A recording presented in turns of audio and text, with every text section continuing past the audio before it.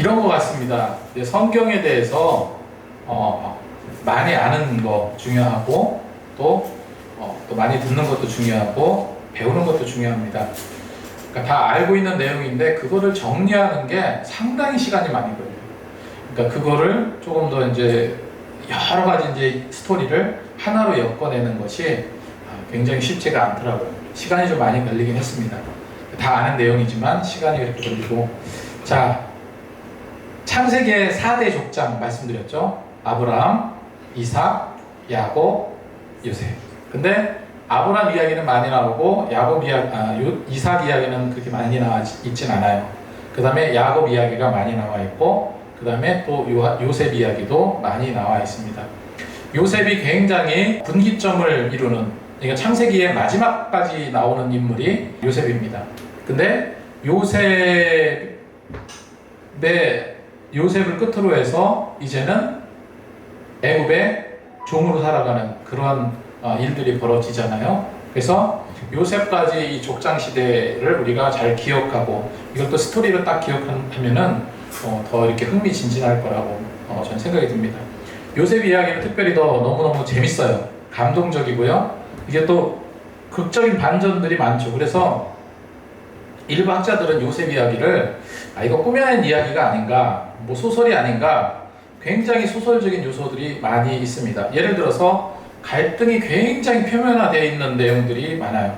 그러니까 형들과의 갈등, 그죠? 형들과의 갈등으로 인해서 어떤 모함에 빠지고, 뭐 해와 달과 11별이 자신에게 절을 했다는 이야기, 그리고 실제로 그런 모든 것을 견뎌내고 이집트의 총리가 되었다는 승리의 이야기, 그리고 그의 형들이 양식을 구하러 애굽에 와서 당시 동생이 요셉인 줄 모르고 꿈에도 생각 못하고 요셉에게 절하는 장면이 나오죠. 해와 달과 11별이 그 자기 곡식단에 절하는 거하고 똑같이 소설의 어떤 구성과 같이 그런 장면이 나옵니다. 그리고 마지막에 용서라는 테마로 우리가 엮어볼 수도 있어요. 용서. 그 죽일 수도 있는 형들. 이제 애굽의 총리가 되어서 모든 권력은 다 쥐고 있었는데 그 나약한 그 자기 형들을 그냥 그 자리에서 죽일 수 있는 권력이 있습니다. 하지만 어때요? 요셉은 형들과 극적으로 화해하고 용서해주죠. 그래서 죽은 줄만 알았던 요셉을 마주하는 그 요셉의 모습은 정말로 감동적이에요. 무엇보다 중요한 게 뭡니까?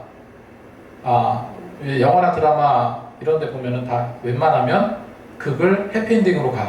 드라마가 점점 이렇게 악할 수가 있을까? 이렇게 악녀가 있을까? 그러다가 마지막에 거의 끝날 무렵에는 다 자복하고 회개하고 죽게 돌아오고 다 착해지잖아요.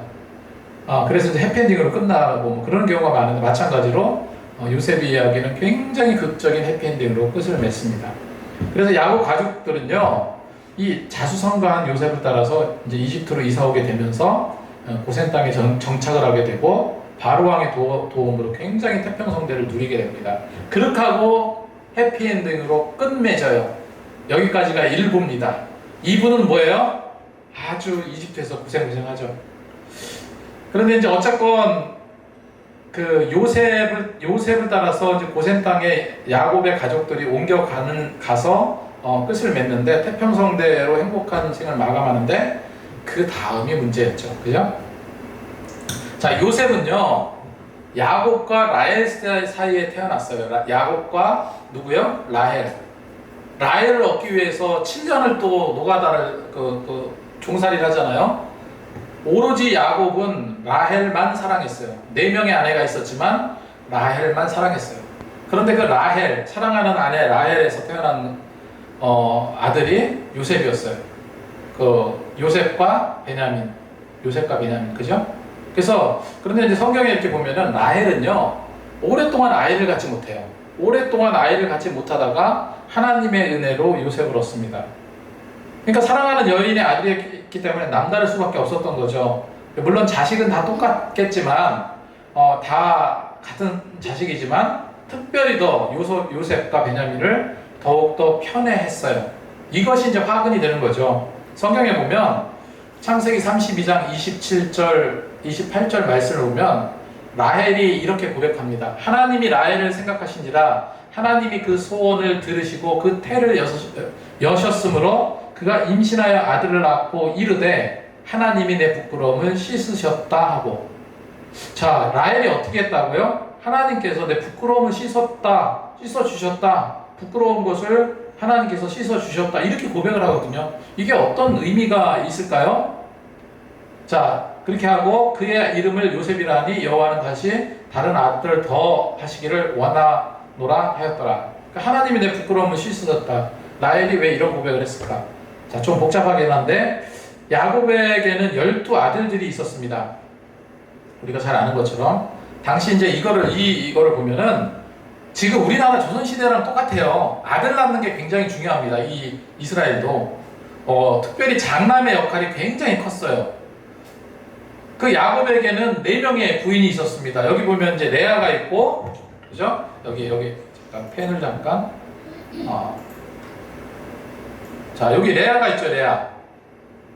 나오죠? 이게 이제 자, 레아가 있고, 그 다음에 라헬이 있습니다. 근데 야곱은 누굴 사랑해요? 라헬을 사랑했어. 그랬는데 이제 레아랑 첫날 밤 돼서 봤더니 깨보니까 레아야. 레아가 들어와서 막 따졌더니 라헬을 줄 테니까 7년간 더 일해라. 그렇게 했어요. 그래서 레아를 보면은 정말로 성경에는 이렇게 그때도 말씀드렸지만 얼굴도 못생기고 볼품이 없는 그런 여인이었습니다. 근데 다산의 축복을 받아요.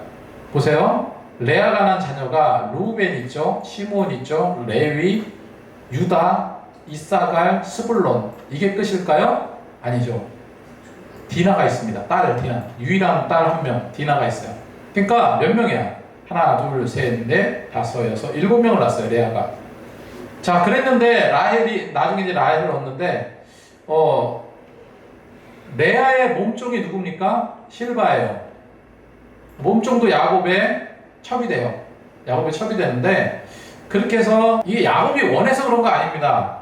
야곱이 무슨 여인들을 밝히고 그래서 그런 게 아니라 서로 자식 싸움이었어. 자식 싸움. 자, 실바를 통해서 갓과 아셀을 낳습니다.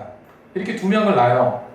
그런데 상대적으로 풀이 죽어있는 게 라헬이죠. 왜? 자녀를 안 주셨거든. 이렇게 낳을 동안 레아와 레아의 몸종이었던 실바가 이렇게 자녀를 많이 낳는 동안에 라헬은 1명도 낳지 못했어요.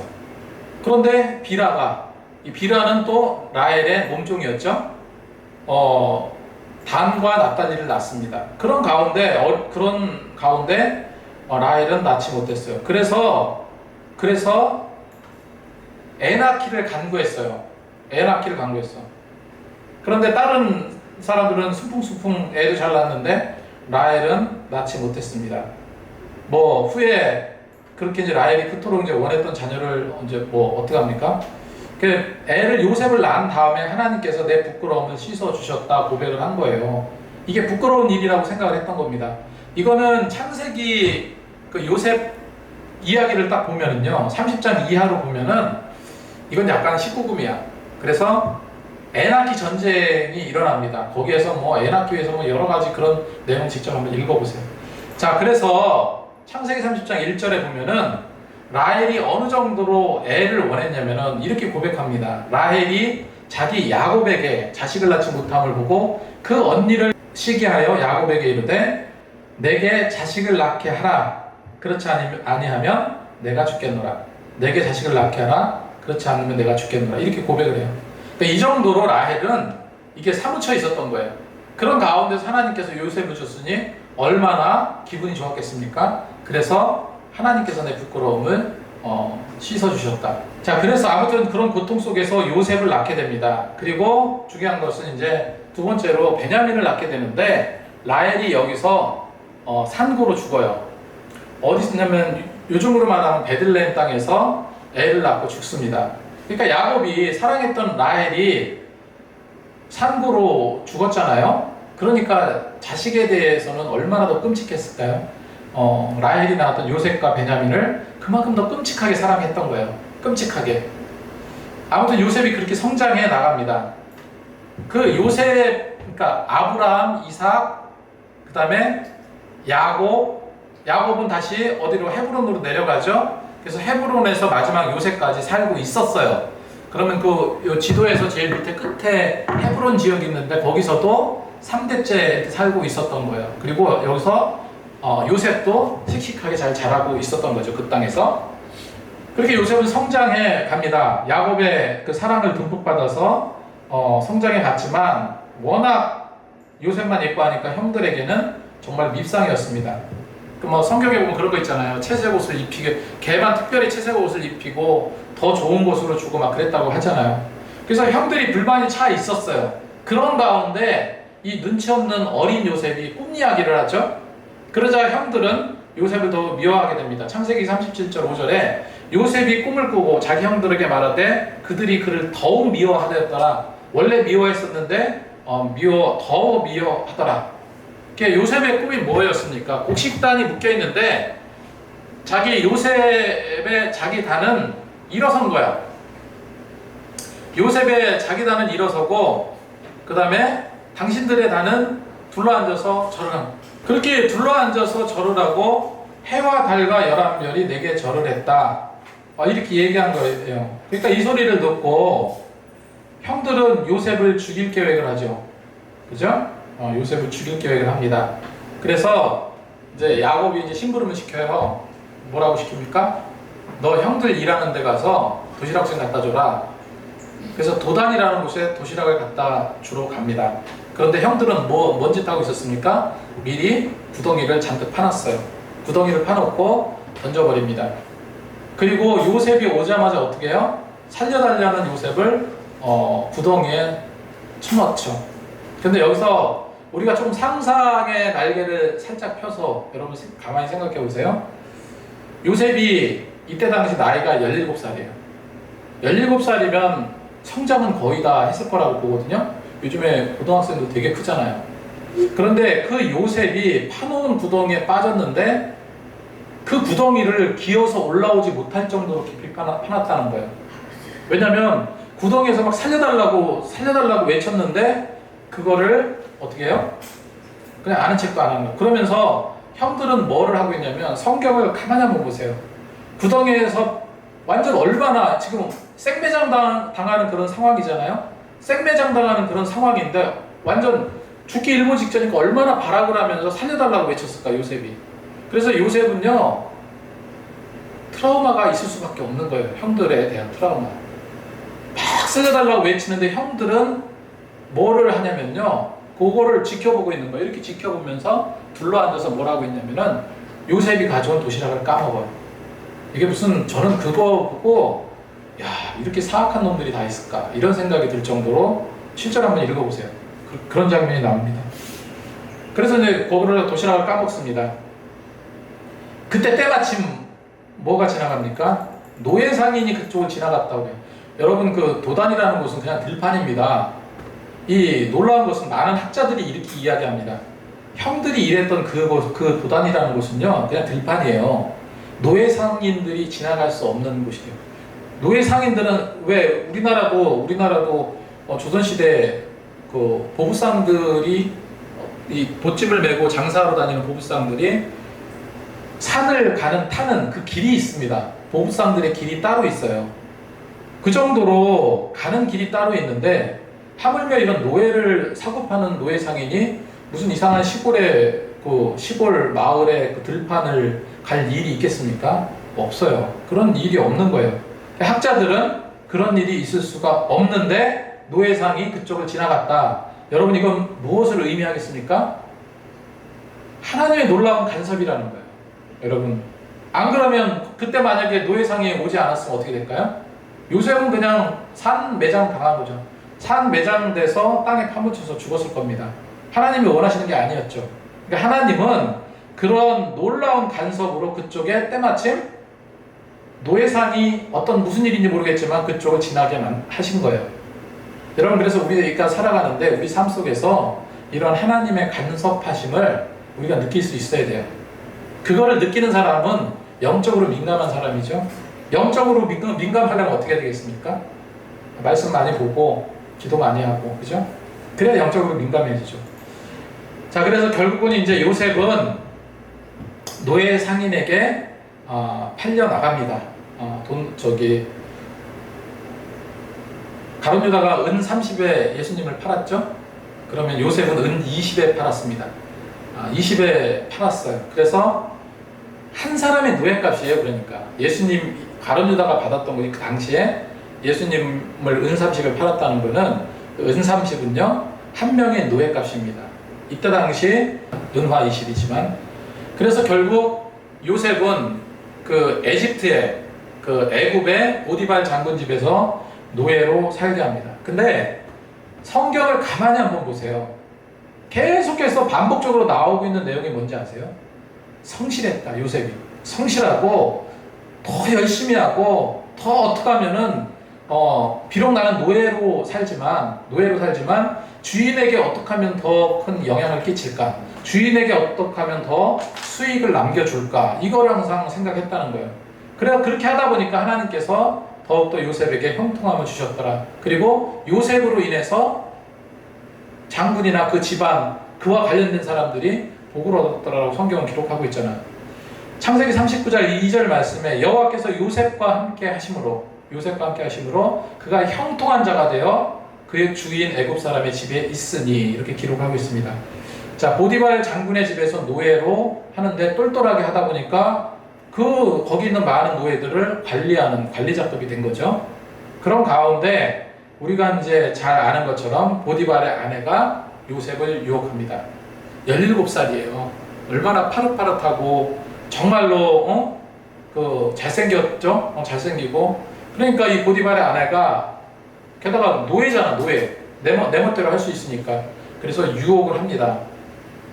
그때 이 혈기방장한 요셉이 그런 유혹을 물리치면서 이렇게 고백하죠. 창세기 39장 9절에 요셉이 보디발의 아내에게 말하기를 거절하며 이르되 내가 어찌 이 큰 악을 행하여 하나님께 범죄하리까 득죄하리까 이렇게 이야기를 합니다.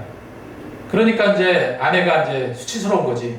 보디발의 아내가 거절당함의 어떤 수치 때문에 그 요셉을 모함해서 그를 감옥에 가두게 됩니다.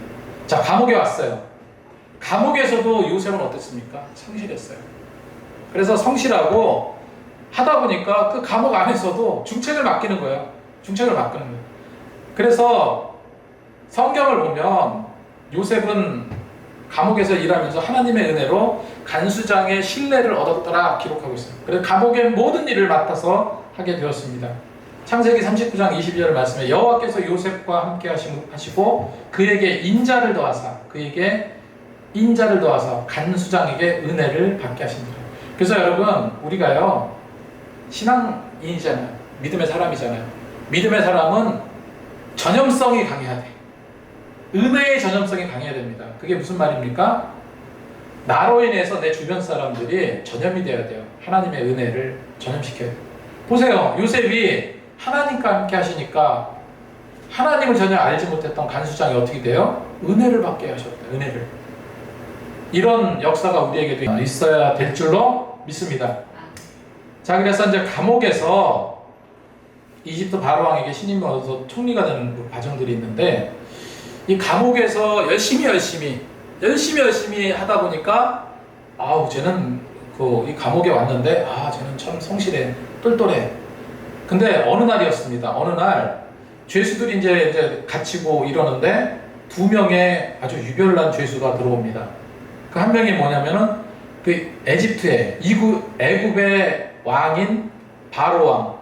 그러니까 여러분 성경에 바로왕 많이 나오잖아요. 모세 때도 바로왕 나오고 또 여기서도 바로왕 나오는데 바로라는 말은요 사람 이름이 아니에요. 그냥 왕입니다.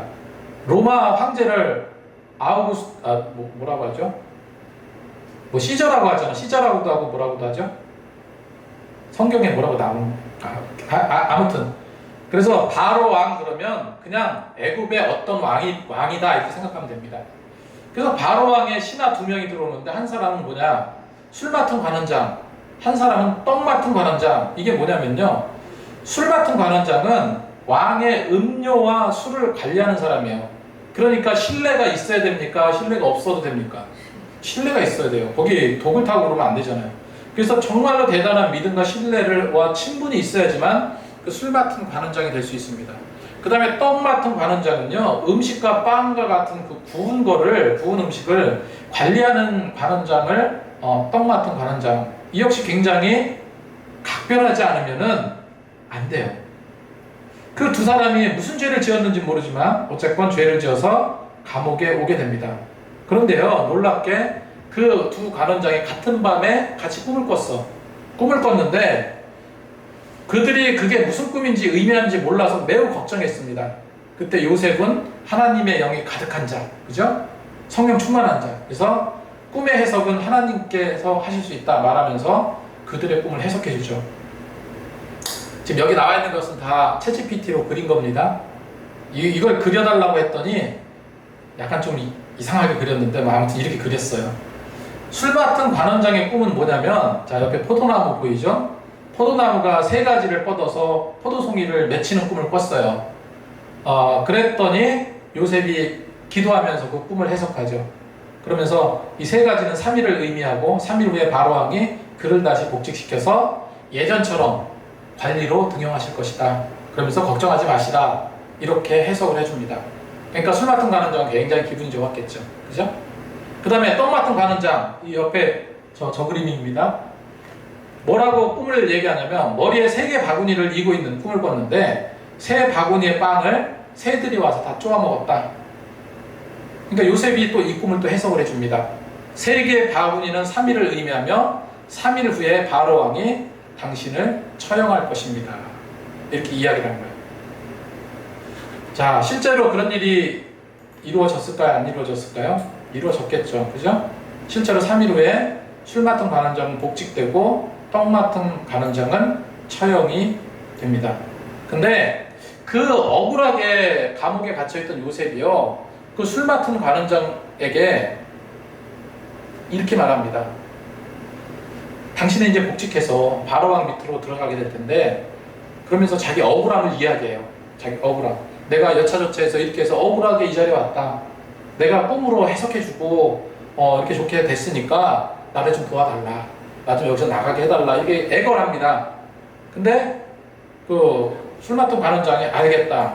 내가 은혜를 꼭 갚겠다. 그렇게 하고 나갑니다. 근데 나가서는 까마득하게 잊어버리는 거예요. 그러니까 생각을 못해서가 아니라 그냥 잊어버렸어요. 그래서 여기서도 이제 우리가 좀 깨닫는 바가 여러분 있을 것 같습니다. 오전에도 제가 말씀드렸지만, 여러분 사람 의지하지 마세요. 사람은 믿음의 대상이 아닙니다. 사람은 믿음의 대상이 아니라 무슨 대상? 사랑의 대상이에요. 그래서 사람은 믿는 것이 아니에요. 요셉은 항상, 물론 하나님께서 요셉과 함께 했고 요셉은 늘 하나님과 동행하면서 기도하면서 왔기 때문에 하나님께서 어떻게 해주실까라는 거 너무 잘 알고 있었을 거예요. 그럼에도 불구하고 지금이 너무 힘들거든. 그러다 보니까 나 좀 도와달라고 잡은 거예요. 근데 까마득하게 잊어버린 거예요. 그런데 결정적인 하나님의 때가 옵니다. 뭐냐면 2년이 지났어요. 그러니까 요셉이 감옥에서 2년 넘게 지내고 있는 거예요. 2년 후에 그 술 맡은 관원장은 바로 밑에서 이제 다 이렇게 이제 그 음료 이런 거 다 체크하고 이러는데, 바로왕이 어느 날 막 계속 수심이 가득한 거예요. 그래서 이제 왕이시여 무슨 일입니까? 그랬더니 꿈 얘기를 하는 거예요. 내가 꿈을 꿨는데 이거 뭔지 모르겠다고 막 그러는데, 2년이 지난 이후에 바로왕이 꿈 얘기를 합니다. 그때서 술 맡은 관원장이 감옥에서 요셉이라고 했던 자, 그 젊은 청년이 꿈을 굉장히 기가 막히게 맞췄었지 해서 그때 생각난 거예요. 그때 생각나서 왕에게, 왕이시여 여차저차한 이런 사람이 있는데 이 사람 꿈을 기가 막히게 해석합니다. 이렇게 고했던 겁니다. 자, 하나님의 역사가 이렇게 시작이 되는 겁니다. 하나님의 때가 되면 하나님께서 그렇게 회복의 시간을 주시는 거죠. 자, 그렇게 해서 이제 꿈을 해석하게 되는데, 이 꿈 해석을 했더니 뭐 이렇게 했어요. 바로왕이 어떤 꿈을 꿨습니까?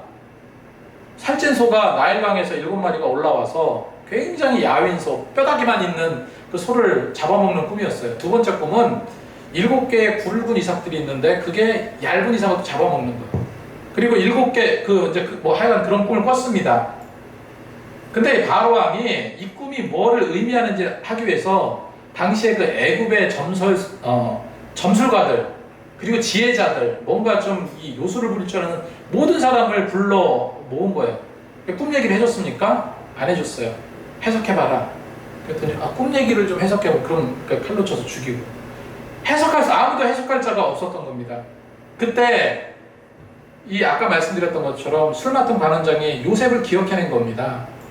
그래서 바로왕이 그를 추천했죠. 그래서 요셉은 바로왕 앞에 서서 하나님께서 꿈을 해석해 주실 것이다 이렇게 말했어요. 그리고 실제로 그 꿈을 해석해 줍니다. 그 꿈이 어떤 얘기입니까? 앞으로 미래에 관한 거예요. 앞으로 7년 동안은 풍년이 들 겁니다. 말도 못하게 풍년이 들 겁니다. 그때 곡식을 어떻게 하라고요? 창고를 많이 지어서 곡식을 거기에 그냥 쟁여놓으세요. 그렇게 이야기한 겁니다. 7년이 지나면 어마어마한 흉년이 들 겁니다. 그때 그거를 푸시라라고 이야기한 겁니다. 그러니까 왕이 그 이야기를 듣고 이게 맞는 것 같다. 바로왕이 감탄을 했죠. 그 지혜에 감탄해서 이집트의 총리로 임명합니다. 근데 여러분 상식적으로 이게 이해가 잘 되세요? 꿈 한 번 맞췄다고 자기 나라의 국무총리로 삼을까요? 그럼 이거 왜 그런 거 하나 때문에 그렇게 삼았을까? 여러분 성경을 그래서 읽으시기 바랍니다. 창세기 쭉 이렇게 보면요, 요셉은 굉장히 탁월한 데가 있어요. 아까 처음에 말씀드렸던 것처럼 성실하고 계산력 빠르고, 그죠? 성실하고 계산력 빠르고 머리 회전도 잘 돌아가. 그러다 보니까 항상 그가 가는 주인들은 어때요? 부자가 됐습니다. 마찬가지로 바로왕은 왕이지만 요셉으로 인해 가지고요 엄청난 부를 거머쥐게 됩니다. 그래서 요셉은 정말 이집트의 중요한 역할을 하게 되는데 그만큼 감당할 수 있는 영향력이 됐다라는 것을 성경은 말하고 있어요. 지혜가 남달랐고요. 그래서 하나님께서 그를 이끌어 주셨고 그 돈벌이도 굉장히 탁월했죠. 이제 그래서 요셉의 지혜로 애굽 왕 바로는 굉장히 왕이지만 더더더 큰 부자가 됩니다. 특별히 요셉의 토지개혁법, 그 다음에 이제 이자 관련된 그런 내용들이 있잖아요. 그런 성경을 한번 보세요. 보면은 굉장히 머리를 굉장히 잘 써요. 그래서 완전히 요셉을 하나님의 영이 함께한 자, 그 요셉을 신임하게 됩니다. 창세기 41장 41절에 바로가 요셉에게 이르되 내가 너로 애굽의 온 땅의 총리가 되게 하노라. 그래서 바로는 요셉을 애굽의 총리로 삼아서 기근에 대비하도록 했습니다. 근데 실제로 그런 일이 일어났을까 안 일어났을까? 당연히 일어났죠. 7년 동안 풍년 이후 7년 동안 흉년이 들었습니다. 그러니까 유독히 중요한 건 풍년 때는 상관없어. 흉년이 애굽뿐만 아니라 주변 나라들이 다 흉년이 든 겁니다. 다른 나라들은 곡식이 없는 거예요. 왜? 7년간 풍년 들었으니까 계속 풍년이겠지 생각을 했는데 계속해서 흉년만 드는 거죠. 그러니까 주변 나라들은 곡식이 없는 거예요. 근데 애굽은 어떻습니까? 곡식이 차고 넘친 거예요. 그래서 7년 후에는 많은 사람들이 정말로 어마어마하게 비싼 돈을 들고 곡식을 구하러 이집트로 찾아온 겁니다.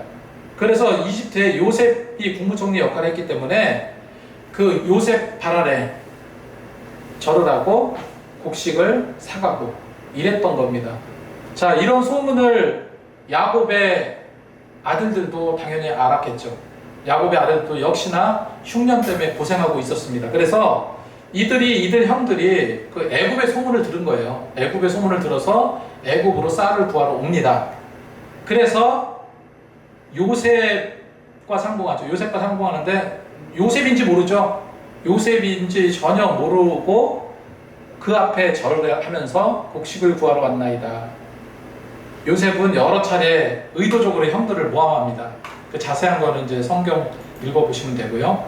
그래서 요셉이 아까 제가 이제 여러분 가만히 생각해보세요. 요셉이 구덩이에 빠질 때 정말로 어린 나이잖아요. 17세 어린 나이에 굉장한 트라우마가 있을 거다라고 제가 말씀드렸잖아요. 형들에 대해서는 정말 죽여도 시원찮을 그런 것이 있었을 거예요. 그런데 하나님께서 그 마음을 움직이셔서 정말로 죽이고 싶은 마음 사라지게 하고 오히려 회복하게 만들어요. 그래서 창세기 45장 1절 2절 말씀을 보면 요셉이 시종하는 전을 앞에서 그 정을 억제하지 못하여. 그러니까 지금 이 장면이 형들이 왔는데 그 정을 억제하지 못하여 자기 이제 쉽게 말해서 커밍아웃 하는 장면입니다. 소리 질러 모든 사람들을 자기에게 물러가라고 그 형제에게 자기를 알리니 이제 형들에게 내가 요셉이라는 얘기를 하죠. 그때 그와 함께한 다른 사람이 없더라. 요셉이 큰 소리로 우니. 저 이때 마음이 아프더라고요. 큰 소리로 우니. 그 울음소리가 어디까지 들렸다고요? 바로 왕에 있는 궁중까지 들렸대요. 얼마나 통곡을 했겠어요. 얼마나.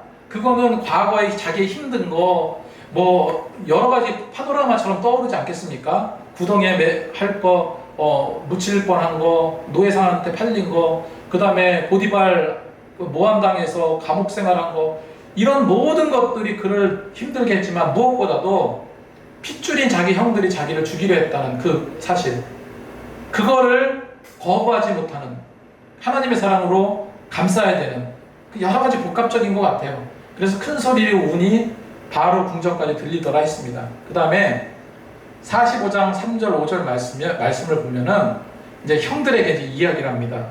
요셉이 그 형들에게 이르되 나는 요셉이라 내 아버지께서 아직 살아 계시나이까. 형들이 그 앞에 놀라 대답하지 못하였더라. 요셉이 형들에게 이르되 내게로 가까이 오소서. 그들이 가까이 가니 이르되 나는 당신의 아우 요셉이니 당신들이 애굽에서 판 자라. 당신이 나를 이곳에 팔았다고 해서 근심하지 마소서, 한탄하지 마소서. 여러분, 이런 고백은요, 그리스도 사랑 아니면 이런 고백 나올 수가 없잖아요. 어떻게 용서가 됩니까? 어떻게? 자기를 그렇게 죽이려고 했는데 그게 용서가 될까요? 그런데 용서하는 마음이 생긴 거예요.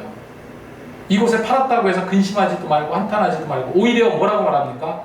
하나님께서 이끄신 그 과정을 이야기해요. 하나님이 생명을 구하시려고 나를 당신들보다 먼저 보내셨나이다. 이렇게 하고 있습니다. 자, 결국 요셉은요, 그리운 아버지와 상봉하고 야곱과 가족은 요셉이 있는 이집트로 이사를 오게 됩니다. 왜냐면 거기서 있다 보면 어떻게 돼요? 그냥 굶어 죽잖아요. 흉년이 들었는데. 그러니까 저 이집트로 오라 해가지고 합니다. 그래서 요셉은 애굽에서 110세까지 살면서 3대까지를 보았다. 그리고 그렇게 이야기를 합니다. 이게 이제 그 헤브론에서 이제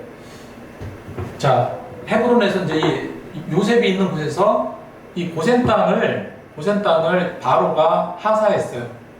이 고센 땅이 굉장히 살기 좋은 땅입니다. 가장 애굽의 땅 자체가 기름진 땅인데 그 중에서 고센 땅은 특별히 더. 왜? 나일강을 끼고 있거든요. 나일강을 4대 문명이 어디서 생겨요? 강가에서 생기잖아요. 이 물 좋고 땅 좋고 이런 고센 땅에 히브리 민족들이 여기서 이제 그 야곱의 가족들이 그 야곱의 족장들이 이쪽에 거처하게 됩니다. 그래서 야곱과 가족들이 요셉을 따라서 애굽의 고센 땅에 정착하게 되고 여기까지가 창세기의 내용입니다. 창세기 1장부터 마지막 장까지의 기본 테마예요.